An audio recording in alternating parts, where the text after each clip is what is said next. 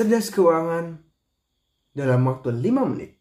Kalau kita mau cerdas dalam keuangan, kita harus mempunyai tahu dua hal. Yang pertama adalah income dan yang kedua adalah spending.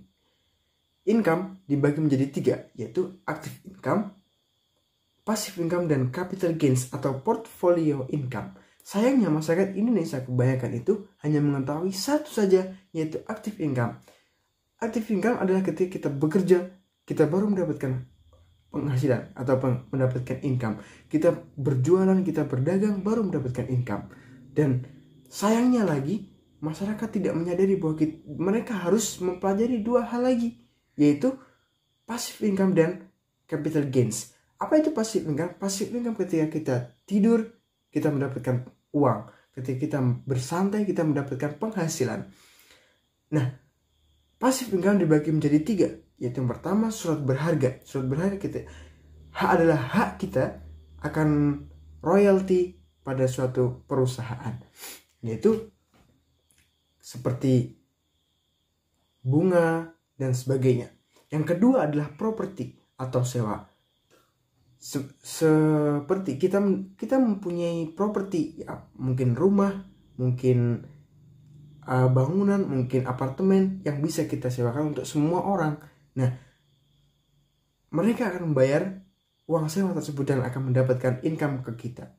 Kemudian yang ketiga adalah bisnis yang berbicara tentang passive income, maka tidak asing dengan bisnis yang auto control atau autopilot. Jadi bisnis yang bisa berjalan sendiri, entah itu kita mulai dari awal ataupun kita membeli franchise, terus kita usahakan franchise yang akan berkembang dan kita perlakukan ke orang lain. Kemudian yang ketiga adalah capital gains atau portfolio income. Dari capital gains adalah ketika kita atau suatu investasi aset yang semakin hari semakin bertambah. Contohnya, kita membeli aset seharga atau properti seharga 2 miliar. 10 tahun kemudian harga properti tersebut mencapai 25 miliar.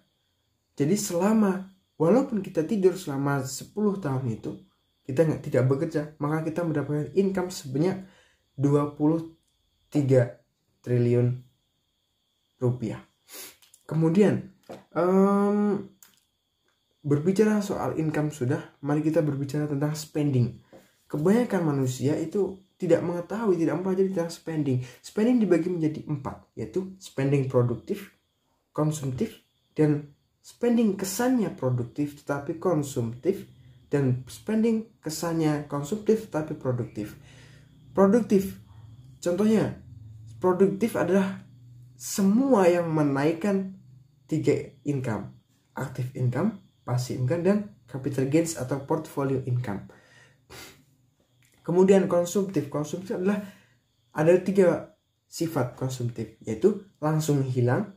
Kemudian passive spending, cicilan. Mungkin ketika kita tidur kita terbayang, aduh cicilannya masih ada, tagihan masih ada. Nah, itu adalah termasuknya ke passive spending. Kemudian yang terakhir, yang ketiga adalah invisible spending.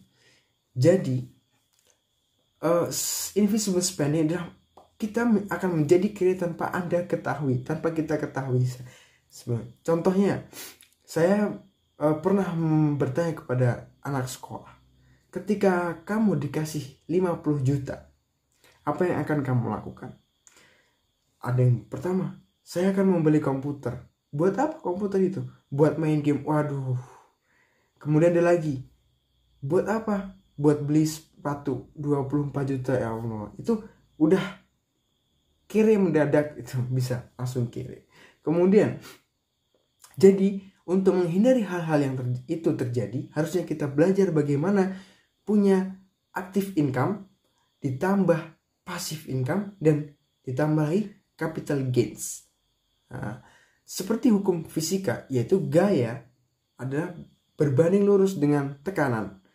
Jadi ketika kita mempunyai tekanan, maka kita harus pertanyakan dengan mungkin kita kebanyakan gaya, ya. Nah, maka dari itu kurangi investasi dulu yang banyak.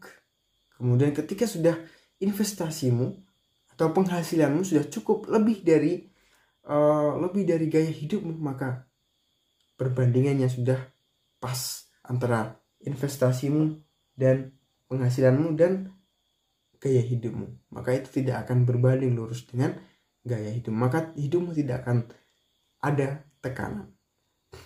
Mungkin itu saja dari saya. Saya Tung Desem Waringin. Salam dahsyat.